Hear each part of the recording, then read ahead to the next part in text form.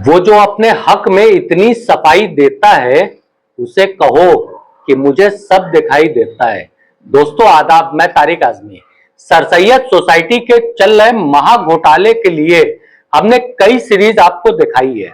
हमारे महा घोटाले के खुलासे के बाद बौखलाए हुए हाजी इश्तियाक ने बुला बुला के कुछ पत्रकारों को अपना इंटरव्यू देना चालू कर दिया और अजीबोगरीब आरोप हमारे ऊपर लगाने चालू कर दिए। इनके आरोप की पराकाष्ठा तो बढ़ जाती, मगर इत्तेफाक की बात थी कि ये जो आरोप लगाने वाले हैं, इन्हीं के मौजूद एक सूत्र ने हमको पहले से बता दिया और उस आरोप का मैंने काउंटर कर दिया, खंडन कर दिया।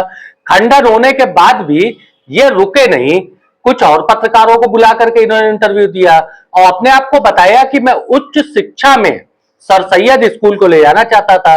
अब सवाल एक पैदा होता है, उच्च शिक्षा में सर सैयद स्कूल को ले जाने की सोचने वाले हाजी इश्तियाक साहब जब सीबीएसई बोर्ड की मान्यता को अपने पास बरकरार नहीं रख पाए तो उच्च शिक्षा में कौन सा कद्दू में तोप मार लेंगे। हाजी इश्तियाक साहब ने बड़े लंबे लंबे दावे किए साहब कि मैं उच्च शिक्षा में degree college, post graduate college बनाऊंगा, ये करूंगा, वो करूंगा। हमारे यहाँ एक दस्तावेज लगा है, इस दस्तावेज को आप गौर से अपने स्क्रीन पे देखिए। दस्तावेज में साफ साफ लिखा है, जब सीबीएसई ने सर सैयद स्कूल की जो है एफिलिएशन कैंसिल किया था, यहां तक बताया जाता है कि 2015 में जब सीबीएसई का जो है यहां पे टीम पहुंची थी जांच करने के लिए, तो यहां दूसरे स्कूल के बच्चे और दूसरे स्कूल के शिक्षक मिले थे। मतलब फर्जीवाड़े की इंतहा खत्म कर रखा था हाजी इश्तियाक साहब ने। फर्जी कुछ भी दिखा दो, कागजों पे जो है सब कुछ एकदम चकाचौंध होना चाहिए, कागजे घोड़े दौड़ते रहने चाहिए। सर सैयद सोसाइटी के 2015 में सीबीएसई ने एफिलिएशन खत्म कर दिया। जो अपनी सीबीएसई की एफिलिएशन नहीं बचा सका, वो आज दावा कर रहा है कि हम उच्च शिक्षा में डिग्री कॉलेज बनाएंगे, पोस्ट ग्रेजुएट कॉलेज बनाएंगे, हाथी को जो है थप्पड़ खींच के मार करके चले आएंगे, कद्दू में तोप मार देंगे हम साहब। ये दावे कर सकते हैं हाजी इश्तियाक साहब। दावे का क्या है, पत्रकारों को इन्होंने खरीद करके बुलाया था, इस बात का जो है हम निष्कर्ष पहले भी बता चुके हैं और इसके साक्ष्य भी हमारे पास उपस्थित है। जो इनके एक सफेद पोस्ट नेताजी है, उन्हीं की कॉल रिकॉर्डिंग मेरे पास सुरक्षित है। पत्रकारों को खरीद के बुलाया था।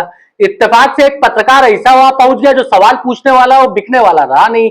आरिफ अंसारी ने इनसे जब सवाल पूछना चालू कर दिया कि जब संस्था 2016 में जो है निरस्त हो चुका है संस्था का पंजीकरण, तो 2016 के बाद से जमीनें कैसे बिकी। हाजी इश्तियाक ने दोबारा झूठ बोल दिया। झूठ में पीएचडी किए हुए हाजी इश्तियाक ने बताया कि संस्था हमारी 2021 तक थी, जबकि ऐसा कुछ नहीं है। 2016 में इनकी संस्था निरस्त हुई है। 2021 में हाईकोर्ट से इनको गाइडलाइन मिली कि आप जा करके लोअर कोर्ट में अपनी बात को रखिए। इनको कोई रिलीफ नहीं मिली थी। हाईकोर्ट से आने के बाद इन्होंने 2025 में अपने लोअर कोर्ट में जो है अपनी बात रखा अप्रैल में, और वहां से भी जो स्टेटस क्यों हुआ वो ये हुआ कि यथा स्थिति कायम रखी जाए।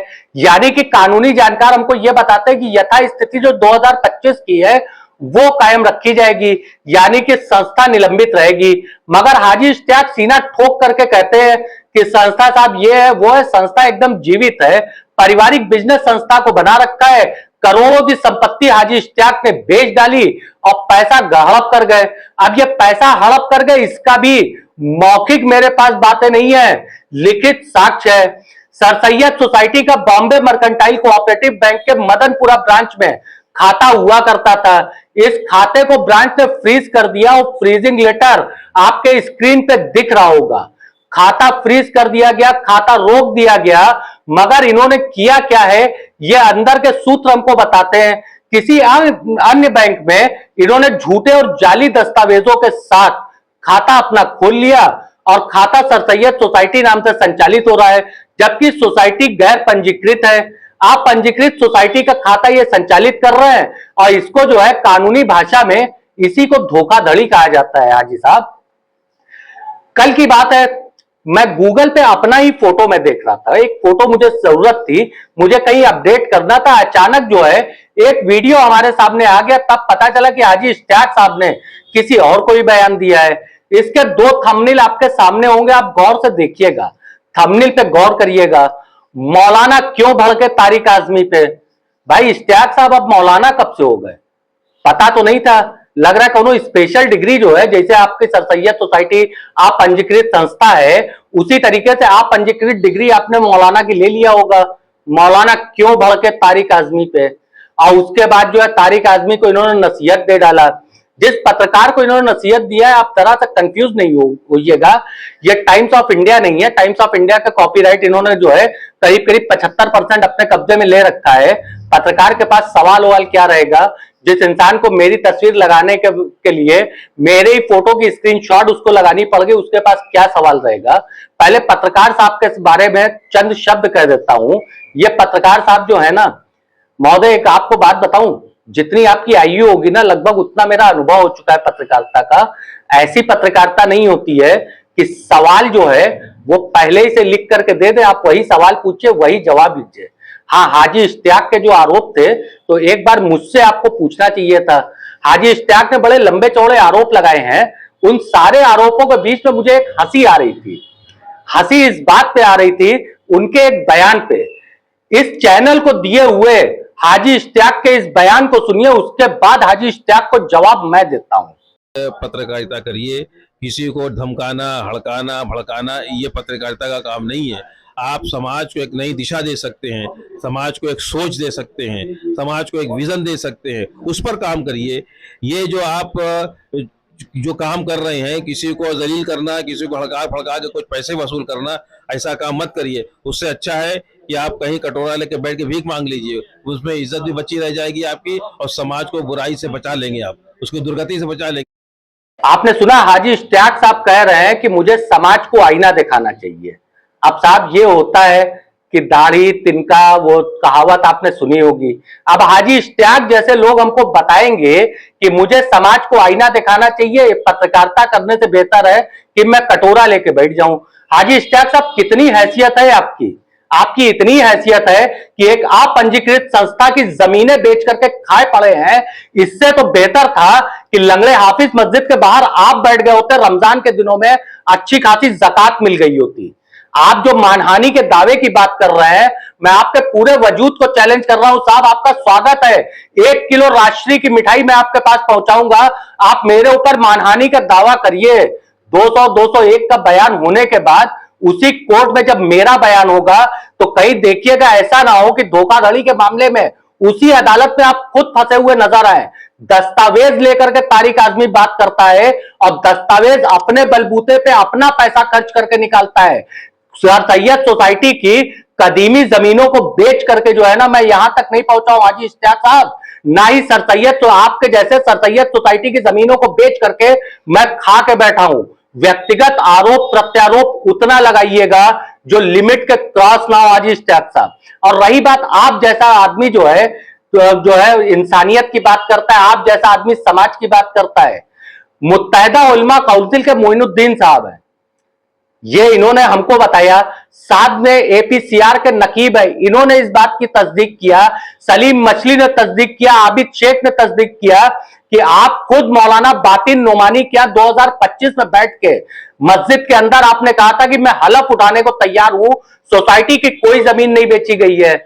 अगर सोसाइटी की जमीन नहीं बेची गई है तो 10 सोसाइटी की जमीनें आपको मैं दिखाता चल रहा हूं, बताता चल रहा हूं कि किस तारीख को कब क्या बेचा गया। आप गौर से अपने स्क्रीन पे देखते चलिएगा। 31 जुलाई 2017 को रितु सिंह को हाजी इश्तियाक साहब ने जो जमीन बेचा है वो जिल्द संख्या 3778 के पेज नंबर 247 से 278 पे क्रमांक 3315 पे दर्ज है। 28 फरवरी 2018 को सोनिया मुखर्जी को इन्होंने प्लाट बेचा जो जिल्द संख्या 4008 पे दर्ज है। 26 मार्च 2018 को जिल्द संख्या 4032 पे दर्ज है, अर्चना श्रीवास्तव को इन्होंने प्लाट बेचा। 26 मार्च 2018 को ही अरविंद कुमार जायसवाल को इन्होंने प्लाट बेचा जो जिल्द संख्या 4033 पे दर्ज है। 13 अगस्त 2018 को रीता द्विवेदी को इन्होंने एक प्लाट बेचा जो जिल्द संख्या 4205 पे दर्ज है। 20 अप्रैल 2019 को नीतू सिंह को प्लाट बेचा जो जिल्द संख्या 4522 पे दर्ज है। 11 जून 2019 को आशुतोष उपाध्याय को प्लाट बेचा जो जिल्द संख्या 4591 पे दर्ज है। 18 नवंबर 2019 को इन्होंने एक और प्लाट बेचा चंदा सिंह को और अरुणा तिवारी को, दो अलग अलग प्लाट बेचे गए थे। 4806 पे जिल्द संख्या ये दर्ज है। 12 मई 2022 को मीनाक्षी केशरवानी को एक प्लाट बेचा जो सरकारी रिकॉर्ड के अनुसार जिल्द संख्या 6024 पे दर्ज है। 26 सितंबर 2023 को, ये 26 सितंबर की तारीख याद रखिएगा, इनको हाईकोर्ट से आदेश हो चुका था 2021 में ही कि लोअर कोर्ट जाएं। 26 सितंबर 2023 को हाजी इश्तियाक साहब आपने एक प्लाट बेचा है पंकज कुमार को, जो जिल्द संख्या 8652 पे दर्ज है।